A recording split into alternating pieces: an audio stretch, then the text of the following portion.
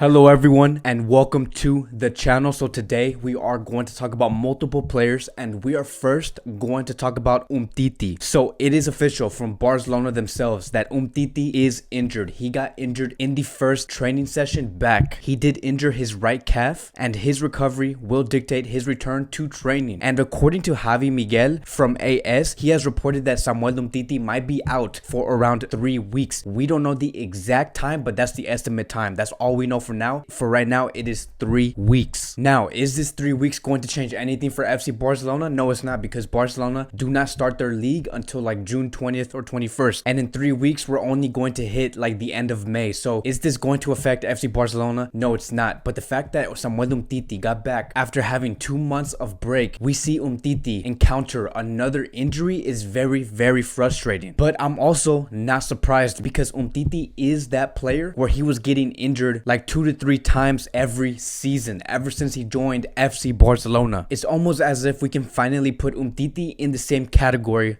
of Dembele. And I have no idea what is wrong with these players. I don't get how all of these players get injured 2 to 3 times every season. And Umtiti has just not been the same ever since the World Cup of 2018 ended. And there was this saying after the World Cup where Umtiti said that, where everyone told Umtiti that he should have taken that surgery. And Umtiti answered this. He said, I had to work on strengthening my quadriceps and a whole chain of muscles around the knee. I had a big imbalance and I had it for a while. I had to work 3 times harder to get back. During the World Cup, I didn't necessarily do what was necessary, or rather things were done that I should have avoided. And so look, I know that this has nothing to do with the calf. What he's explaining here is about his knee injury and how he tried to avoid it, but this should give us a good sense on just how Umtiti treats his own body. And this basically shows us why Umtiti does not take care of himself. He likes to ignore what's going on in his body, and that's the problem. Like, yes, he explained how he's too mentally strong to back down from these injuries that's going on with him, but there's a huge difference between being mentally strong and being hard-headed. And so what Samuel Umtiti is doing here is that he has lack of self-accountability. And look, I don't know how the medical department runs in FC Barcelona, but if we see Umtiti get injured like 2 times every season for the past 2 years, I don't even think that the medical department is accountable or doing their job for Samuel Umtiti. Like, if Umtiti cannot take care of himself, the medical department has to take a big role and tell Umtiti, like, look, this is what you have to do, and if you don't do it, you will pay the consequences. And to me, it looks like the medical department is not saying that. And I'm telling you guys, I believe that this is the big problem. And I'm going to bring up Xavi's interview that he had 3 months ago, and he stated a few demands and what he wants before he takes over at FC Barcelona. And so here's a list. He says he wants to arrive on June 2020. He wants to reunite with Carlos Puyol. He wants control over the sporting department, and he wants crucial changes to the club's medical staff. And so yes, a big factor to Umtiti's health could be because of the medical department. Even Xavi sees that. And it shouldn't be so easy for Umtiti to say, yeah, no, thank you, I'll take care of myself. The medical department, the medical staff needs to have more authority. And I want to slowly transition into Todibo since we are talking about center backs. So it says, according to Roger Torreo, he said Setien wants to see Todibo once his loan spell ends at Schalke before Barcelona add him into any operation to sell him. Setien will decide the future of Todibo. The coach wants to see Todibo's performance when he returns to action. So this is the news that I want to see. Todibo should be given that chance. And after all these reports and rumors of Barcelona wanting to sell Todibo for profit, we finally get to see news like this where Quique Setien gets to say, no, I want to see Todibo first before we even consider on selling Todibo to another club. And notice how it says on this report that Setien wants to see his performance. So that can mean many things. That can mean that Setien wants to see his performance through the preseason, or he wants to see his performance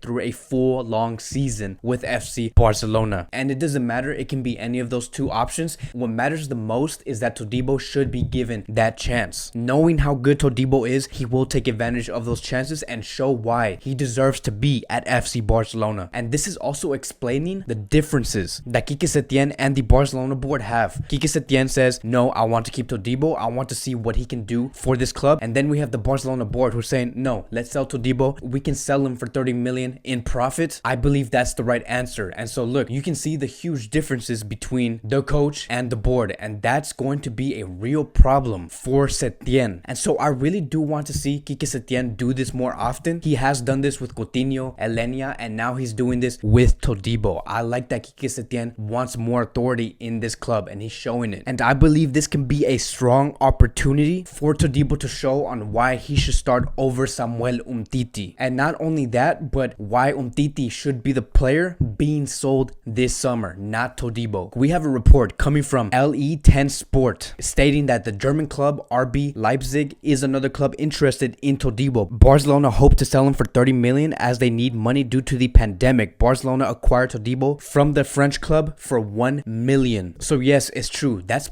basically the main reason why Barcelona wants to sell Todibo, is because they're going to gain that profit. But it will be absolutely ludicrous to sell such a young potential star and keep a center back who has had 8 injuries over the past 2 years and is now encountering his 9th one during his first training session back from this pandemic. And so we are going to follow up on Umtiti to see if his time does get extended, and we should also keep a close eye on Todibo because the German league is set to kick off next week. And so I highly advise for everyone here to look at Todibo to see how he plays. I believe that he will give a great display for his team and show why he deserves to be back at FC Barcelona. Now moving on to the next topic of the day, and we are going to talk about Bruno Guimaraes. I don't know if I said that right, but that's basically his name. We're going to call him Bruno for now. So according to AS, Barcelona are interested in Lyon midfielder Bruno Guimaraes. Barcelona have initiated contact with the club and the player's agents to make sure that they are well placed to acquire Bruno. So Bruno is a 22-year-old Brazilian central midfielder. In this year, in 2020, in January, he moved from Club Atlético, which is a club in Brazil. He moved to Lyon, which is in the French league, for a fee of 22 million euros. And his contract does expire in 2024. And for Barcelona to already be interested in this player really speaks volume on just how good this player could be and how much they value this player, because I believe that Barcelona did follow Bruno before he joined Lyon, because he has only played 5 matches for Lyon, and I don't think that Barcelona just looked at those 5 matches that Bruno played for Lyon. And look, Bruno is a great playmaker. He's a good distributor in the final third, very similar to what Ricky Puig can do in that final third area, just right outside the box. He knows how to pick those passes on the left side, the right side, in the middle. He does make those decisive passes. And Bruno does play a much deeper role as a central midfielder. He is that type of player that can provide extra coverage for the defense. And when he does gain possession in his own half, he loves to make those quick, long passes for those quick counters. And then we also have another report coming from Nelson Coltro, who's a very reliable journalist. He claimed that Barcelona is indeed interested in Bruno. They have also contacted Bruno and Lyon about a possible switch this summer. And so it does mention being involved in a switch deal. Do I know what player is going to be used for that switch? I honestly don't know who we are going to use to switch for Bruno, but it shouldn't be a big time player. And if we are going to use one of our players and use that player for a switch deal and bring in Bruno, I believe that we are going to see a huge return of investment if we can get Bruno into Barcelona. This guy does have potential to succeed at Barcelona, so we're going to have to closely monitor this player and see how this whole transfer all unfolds. Now moving on to the last topic of the day, and we are going to talk about Cucurella. So according to Xavi Campos, he claimed that Barcelona are considering on recovering Cucurella if Firpo leaves. Miranda, Busquets, and Mateus Fernandes will continue on loan. They want to sell Coutinho, Weg, Todibo, and Rafinha. Semedo could also leave. Elenia, Trincao, and Pedri would stay. And so he did name a lot of players and what could potentially happen to those players in the summer, but I do want to focus on Cucurella because this guy is a good player. He does have the quality and has enough potential to succeed at FC Barcelona, but there's 2 sides to this transfer that need to have the green light in order for Cucurella to come to FC Barcelona. And so I'm going to speak on the first side, and that is Firpo. So Firpo is a player that has stated that he does want to succeed at FC Barcelona. Then we have Barcelona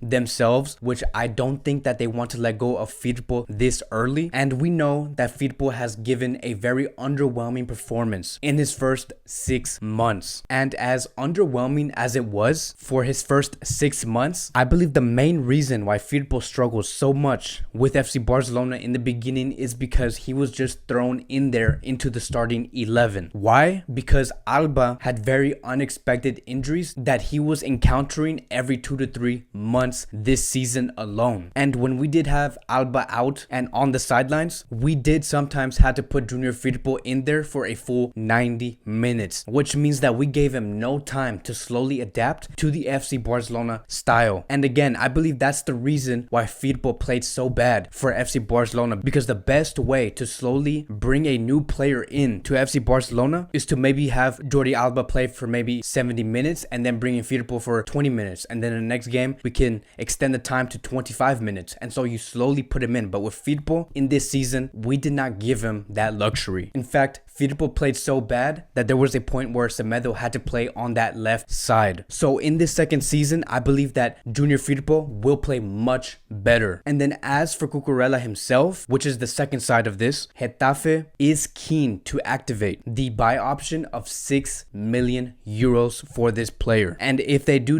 that, his buyout clause will be 25 million euros. And we also have Cucurella blaming Barcelona for not giving him chances, and this is what he had to say. He said, "I think that at Barcelona, which is a big club, the important thing is to win in the end. Maybe they don't have the patience that they had, and they don't give you the chances you deserve. I don't like it because I expected they would be more confident in the youth academy." And so, judging by these quotes that Cucurella had to say about FC Barcelona, you can see that there is already a lot of tension between this player and the club. And so, adding that with Junior Firpo's case, I don't see Cucurella coming in to the club this summer. So that is it for today's Barcelona Daily News. Thank you guys so much for watching. I will be making more videos throughout this whole week. And I also want to say happy Mother's Days to every mother out there. If you're a mother and you're watching this, which I highly doubt, I still want to say happy Mother's Day. I hope you guys do have a great day. And for the people who are new here, who are watching me for the first time, thank you guys so much for watching, and I will see you guys in the next video.